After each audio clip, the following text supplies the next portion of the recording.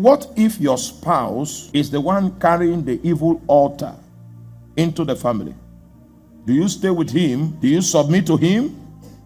How do you handle it? All right, let's do the book of Ruth 1, verse 8 to 16. Go, return each to her mother's house.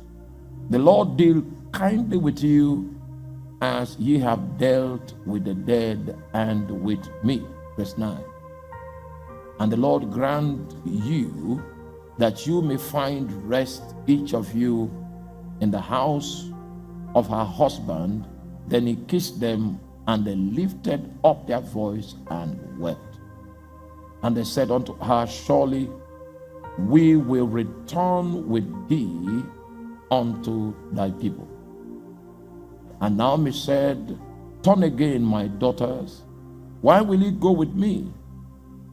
Are there yet more sons in my womb, that there may be your husbands?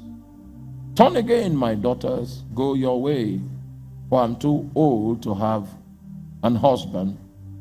If you should say, I have hope, if I should have an husband also tonight, and should also bear sons. And they lifted up their voice and wept again. And Orpah kissed her mother-in-law, but Ruth clave unto her. 15. And she said, behold, thy sister-in-law is gone back unto her people and unto her gods.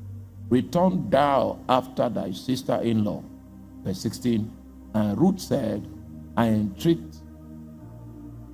me not to leave thee, or to return following after thee, for whether thou goest, I will go, and whether thou lodgest, I will lodge.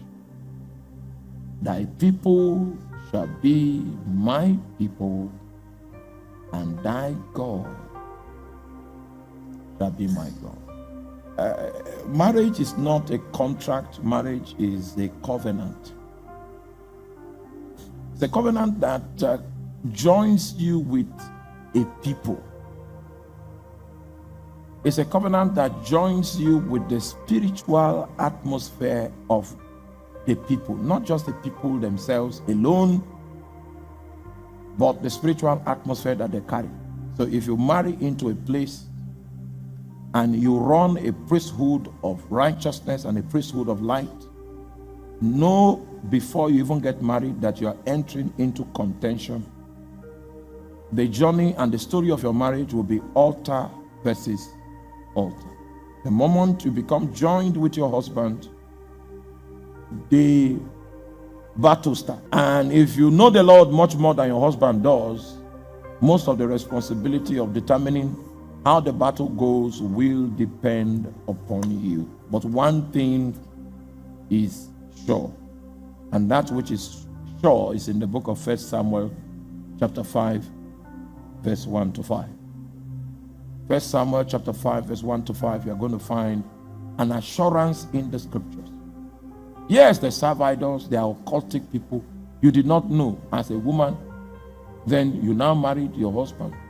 And the thing about marriage is that if you people met in the coven, that's where you people met and fell in love when you were casting spells. You fell in love in the coven, in the witchcraft quarters. If you get married, the marriage is valid even when you become Christians. The thing about marriage is that if you see somebody, are you there? In the hospital, that's where you met the person. And then you now got married.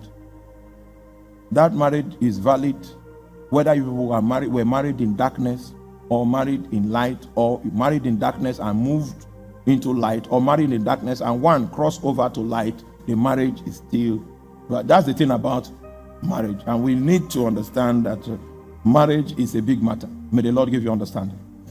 So now that you are there, let me teach you how to survive. The issue of whether you should fight or not, that issue is no longer a question. The issue that we should be talking about is how do you survive? How do you fight? How do you change the tide? May you never have the orientation that you want to attempt life. No, I don't want to attempt. I want to finish. Paul said, I finished my race. Not that I attempted, I tried. No, I want to finish. It is when your mind is not made up to be involved in the warfare, that's when you become a victim all through your life. Now that you are married and you already have children as a woman, the chances for you, let me advise you, the chances for you, there are better chances for you to fight and secure victory for your husband. Don't ever think that staying alone